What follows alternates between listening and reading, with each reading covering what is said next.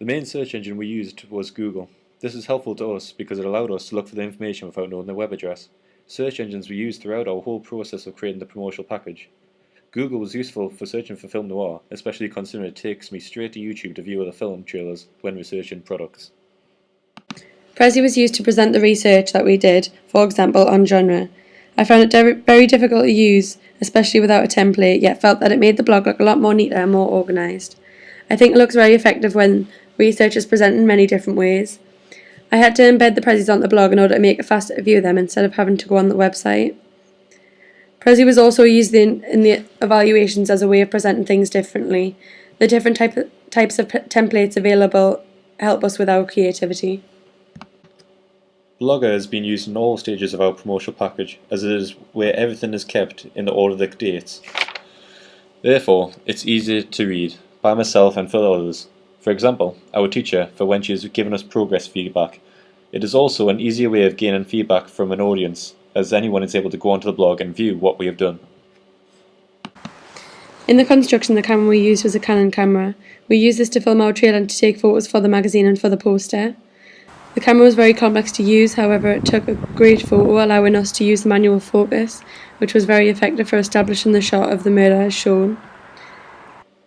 Also for the construction we used a flip camera to record a voice-over to put into the trailer, yet the video was removed from the audio. The flip camera was also used to make a vox pop. This was used to film the focus group when gaining feedback of the mock-up posters. For the construction of my trailer, we used Premiere Elements software on the Mac. It was very hard to use at first, but once I got the hang of it, it was a lot easier, and I was able to add effects to the trailer to make it look more film noir. Freesound was used to get the sound for the trailer. For example, the sound effects such as a knock on the door. This was because it was easy to download and save legally, which meant it was easy for us to put onto our trailer. The soundtrack used was also taken from Freesound. YouTube was used in the research to look at other film trailers and allowed us to establish the noir elements, and the ones that we analysed, the most would be embedded onto our blogs to allow contrast to our own trailer. For example, Shutter Island and Drive were our most common viewed trailers, as they link with our genres. For planning, we uploaded our animatic film trailer onto YouTube so that we could publish this onto our blogs.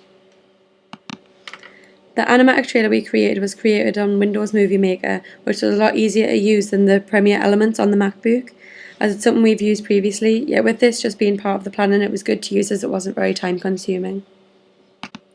Publisher was used to create the mood board shown, which was made in the research stage. Converting images from Photoshop to JPEG was a great way to store data.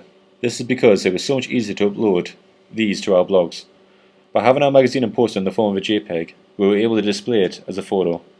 This helped with such things as annotating and also decreased the time of uploading to the internet. Networking sites and iMessage played a very big part in the planning of our promotional package, as we were able to keep in touch with each other in order to discuss what our next step would be. Twitter and Facebook we used to advertise the survey we created on SurveyMonkey to get feedback from a wider audience. Photoshop was used to edit our photos for our magazine and poster pictures. It allowed us to use many different tools to manipulate the photos in order for them to look more professional. For example, the drop shadow was for the masthead text filtering, desaturation and the healing tool, which allowed us to remove blemishes from the skin, as this is what real media text would do.